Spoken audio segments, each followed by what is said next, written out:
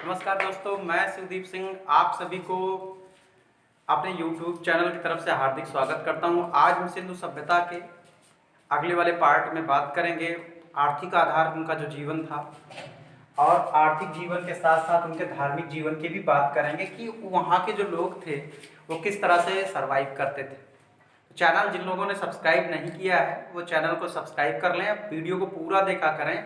पूरा देखने के बाद वीडियो को आप इसके जो क्वेश्चन हैं उनको प्रैक्टिस करिए। जो क्वेश्चन नहीं हो पा रहे हैं आप उनको कमेंट बॉक्स पे लिखिए या उनको क्या करिए कि आप प्रैक्टिस करिए बुक से या कोई और बुक लेकर उनको पढ़िए। जितना ज़्यादा आप पढ़ेंगे उतने ज़्यादा आपको चीज़ें क्लियर होंगी।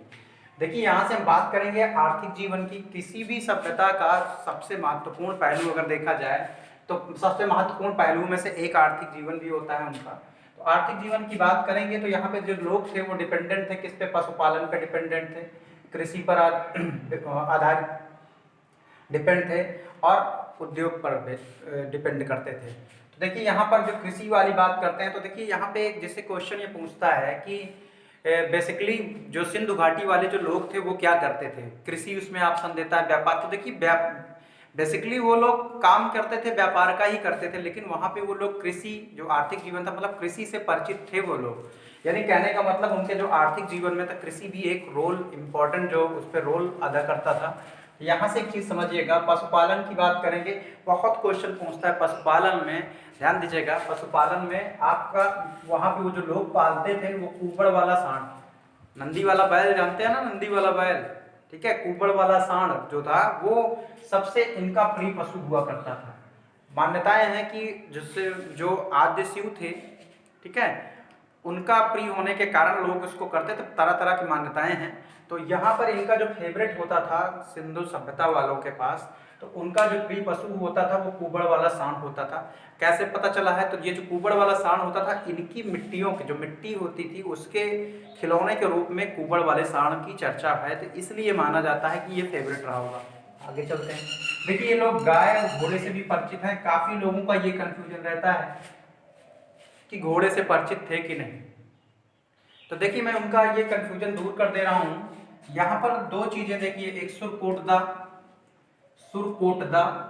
ठीक है, और लोथल। इन दो स्थानों पर, सुरकोटदा और लोथल, इन दोनों स्थानों पर जो अश्व हैं उनके, ठीक है, अवशेष मिले हैं। इससे ये पता चलता है कि इनके अवशेषों से ये पता चलता है कि यहाँ पर घोड़े हुआ करते थे। समझ में आ रही है चीजें? अब देखिए, यहां से ये लोग गाय से भी परिचित थे, ठीक है, गाय से भी परिचित थे। ये क्वेश्चन यहां से बन सकता है कि इनका जो फेवरेट जो पशु था वो कौन था? तो कुबड़ वाला सांड है। तो कभी कभी इतना समय बदलते दिन, कभी कुबड़ वाले की इज्जत, कभी कुबड़ वाले की इज्जत नहीं। चलिए यहाँ से बात करते हैं। तो कृषि में देख लीजिए, इनके यहाँ पे बेसिकली देखिए जौ, सबसे पहले की अगर हम बात करेंगे तो जौ था। दूसरी चीज ये कपास। तो कपास कैसे मान सकते हैं कि कपास है?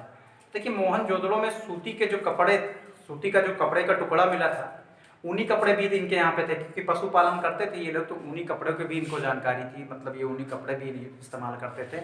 अब यहाँ से एक चीज समझिएगा, कपास की जो जानकारी होती है, जब तक कपास नहीं होगा सूती वस्त्र बन नहीं पाएंगे। यहाँ से ये चीज पता चलता है कि लोग कपास की भी इनके यहाँ इनके जानकारी थी, क्योंकि कपड़े मिले हैं, सूती कपड़े मिले हैं। अगली बात, गेहूं के भी साक्ष्य मिले हैं और चावल के साक्ष्य कहीं कहीं पे मिले हैं। जैसे लोथल पे हमने बताया था, रंगपुर पे जो भूसी के जो है उस पे मिला था ना, चावल की भूसी मिली थी। तो ये चीजें आप कह सकते हैं कि कृषि में यहाँ से। अब क्वेश्चन कभी कभी ये कहता है कि निम्नलिखित में से कौन सी फसल नहीं थी, ठीक है, कि निम्नलिखित में से कौन सी फसल यहाँ पर सिंधु सभ्यता में नहीं थी। तो आप ये कह सकते हैं कि ये इनके अलावा जो भी ऑप्शन में दे देगा, तो ऑप्शन में ज्यादातर देता है, जैसे मान लीजिए सरसों दे दिया, सरसों नहीं थी। आपको रागी दे दिया, नहीं था। गन्ना दे दिया, नहीं था। आलू दे दिया, नहीं था।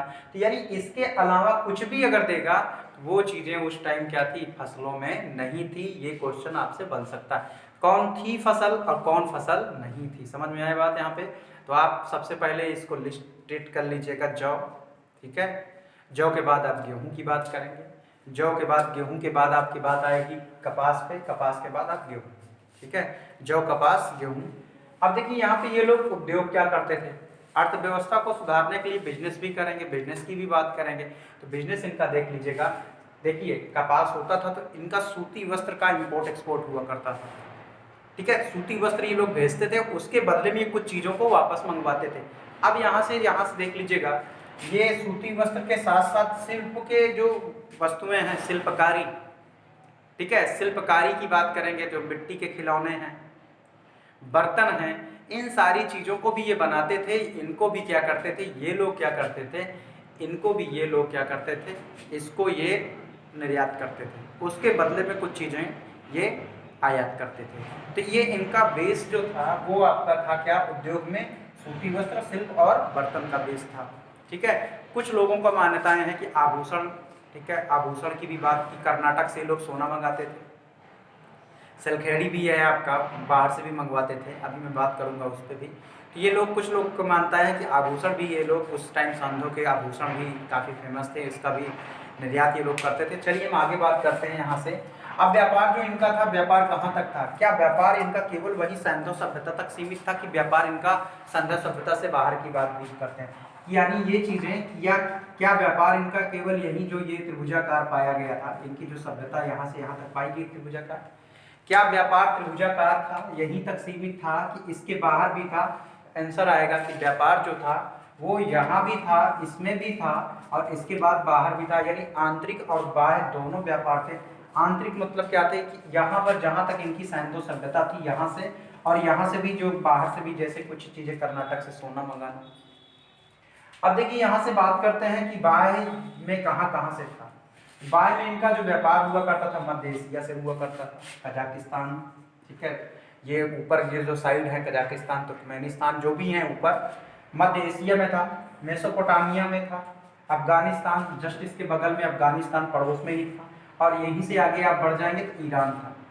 ठीक है, तो अब यहाँ से एक क्वेश्चन पूछता है कि निम्नलिखित में से कौन सी सभ्यताएं, निम्नलिखित में से कौन सी सभ्यताएं सैंधव सभ्यता के समकालीन हैं? तो अब हमें बताइए, अगर मेसोपोटामिया से अगर इनका व्यापार हो रहा है तो इसका मतलब है कि उस टाइम मेसोपोटामिया रहा हो। अगर उस टाइम मध्य एशिया की बात करते हैं, उस टाइम अगर मिस्र की सभ्यता की बात करते हैं, अगर इनका मिस्र से व्यापार हुआ करता था तो इसका मतलब मिस्र की सभ्यता हुई थी। उस समय चीन की सभ्यता थी। यानी इस तरह से जब करेंगे तो जिनसे जिनसे भी इनका व्यापार हुआ करता था, यानी वो भी एग्जिस्टेंस, यानी वो भी क्या थे, वो भी उस टाइम क्या थे, एग्जिस्ट में थे, यानी उनका भी उदय हुआ था। तो समकालीन वाली जो सभ्यता की बात होती है, आप व्यापार से बता सकते हैं कि अगर मेसोपोटामिया सभ्यता अगर पूछेगा किसके समकालीन है तो सैंधव सभ्यता से, क्योंकि इनका व्यापार होता था।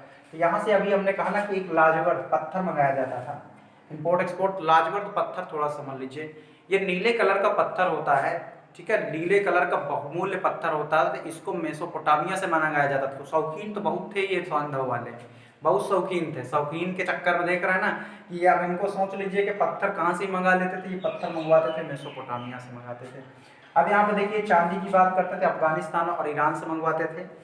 तांबा जो राजस्थान खेतड़ी से इनके यहाँ पे आता था, तो खेतड़ी जो है फेमस है तांबे के लिए, तो ये आपका मंगाते थे। सिलखेड़ी भी ये मंगवाते थे वहीं से, राजस्थान के आसपास से, और ईरान साइड से भी कुछ मंगवाते थे सिलखेड़ी, जिनके जो है क्या कहते हैं, उनका सिलखेड़ी एक प्रकार का पत्थर होता है, उनका मुद्राओं के रूप में भी ये ढालते थे, मुद्रा बनाते थे आपस में जो चलन के लिए। उसके बाद यहाँ पे जो टिन था वो अफगानिस्तान से आता था। देखिए चांदी अफगानिस्तान ईरान, तांबा खेतड़ी राजस्थान कह सकते हैं, टिन अफगानिस्तान, लाजवर्द जो था वो मेसोपोटामिया। तो लाजवर्द है क्या, नीले कलर का क्या है, एक पत्थर। अब देखिए ये लोग जो सिक्के से परिचित थे नहीं, ये लोग जो है मुद्रा थी इनके यहाँ पे, बस अपने प्रचलन लोग में था इनका, जो मतलब यहाँ पे मिले हैं मिट्टी के जो है मिले हैं उस पर साक्ष्य, तो उसके बारे में भी कोई स्पष्ट बात नहीं। लेकिन इनके यहाँ पे क्या होता था कि चीज़ों का क्रम विनिमय था, तो यहाँ पे जो प्रणाली थी वस्तुओं का लेन देन का, इंपोर्ट एक्सपोर्ट था, वो वस्तु विनिमय प्रणाली था, वस्तु विनिमय प्रणाली। तो वस्तु विनिमय प्रणाली क्या होता है कि अगर आप मुझे जैसे मान चलिए कि हमारे पास सूती वस्त्र होते, अगर सूती वस्त्र देंगे तो मेसोपोटामिया वाले आपको क्या देंगे, लाजवर्द देंगे। यानी वस्तु के बदले वस्तु से किसी भी चीज़ को आयात निर्यात किया जाता है, उसको वस्तु विनिमय बोलते हैं। समझ में आ रही होंगी चीज़ें। अब ये बात हुई किसकी, आर्थिक जीवन की बात हो गई। अब हम बात करेंगे इनके धार्मिक जीवन की बात करते हैं। क्लियर है। अब देखिए धार्मिक जीवन में बात करते हैं तो देखिए लौकिक सभ्यता पर आधारित था इनका, ठीक है, इनका जो भी यहाँ पे सिस्टम था वो आपका किस पे आधारित था, लौकिक सभ्यता पर आधारित था। तो लौकिक सभ्यता को थोड़ा सा समझ लीजिए क्या है।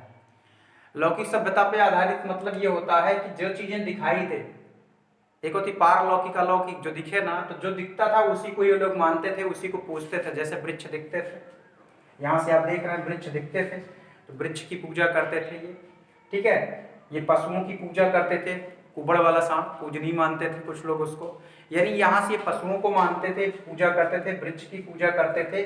अब देखिए उर्वरता की देवी दिखती थी क्योंकि इसी से खेती किसानी करते थे, तो उर्वरता की देवी यानी जो सामने दिखता है, जिसके साक्ष्य हैं, उनको ये क्या मानते थे, उनको ये ईश्वर मानते थे, उनको अपना परमात्मा जो भी था, मात्र सत्तात्मक थी उर्वरता की देवी को, मात्र सत्तात्मक देवी को जो भी थी उनको भी ये लोग पूजा करते थे। अब देखिए यहाँ से हम बात करेंगे, देखिए उर्वरता की देवी को मैंने पहले ही बताया था कि ये हड़प्पा में, और ये जो आपका मात्र देवी की जो मूर्ति मिली है वो मोहनजोदड़ो में। इनके ऊपर क्या था कि आभूषण काफी बने हुआ करते थे, काफी आभूषण बना हुआ करता था। ये चीजें मानी जाती हैं कि ये देवी थी, ये सभी जो उनके परिवार थे, कुल थी, उनकी रक्षक थी। ये लोग इस मान्यताओं में विश्वास रखते थे। अब देखिए मंदिर के कोई प्रमाण नहीं मिलते हैं, ध्यान दीजिएगा, यहाँ पर मंदिर के कोई प्रमाण नहीं मिलते हैं। क्वेश्चन ये पूछा था, आईएएस में पूछा था कि मंदिरों के प्रमाण मिलते हैं कि नहीं मिलते हैं, तो आप कहेंगे कि नहीं मिलते हैं। तो ये क्वेश्चन आईएएस में पूछा गया कि वहाँ पर मंदिर के प्रमाण नहीं मिलते हैं। तो जब वो पारलौकिक की बात ही नहीं करते, जो दिखता है उसी को पूछते हैं, तो मंदिर का कहीं अस्तित्व आने की बात ही नहीं है। तो यहाँ पर यही चीज़ें थी कि मानते थे किसको, पशुपतिनाथ को मानते थे, लेकिन मंदिर में नहीं, वैसे ही वो अपना मूर्ति बनाकर मानते थे।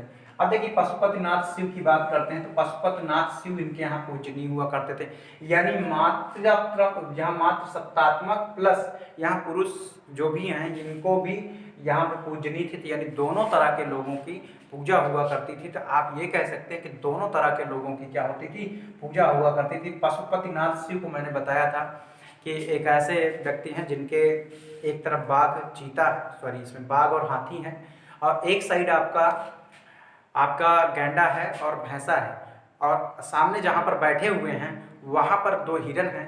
तो एक क्वेश्चन इसमें बनता है कि निम्नलिखित में से कौन ऐसे हैं, या कौन सी जो मोहरे हैं उनमें कौन सी मोहरे हैं कि जिनमें या जिसमें निम्नलिखित चित्रों का या किसका वर्णन नहीं किया गया। तो उसमें ऑप्शन शेर रहता है, तो शेर का वर्णन नहीं किया गया, बाघ का किया गया। ये आप ध्यान दीजिएगा बात, यानी किसका वर्णन नहीं किया गया, शेर का। किसका किया गया है, बाघ का किया गया है, हाथी का किया गया है, गैंडे का किया गया है, ठीक है। गैंडे के बाद आप भैंसे का करेंगे और हिरन का करेंगे।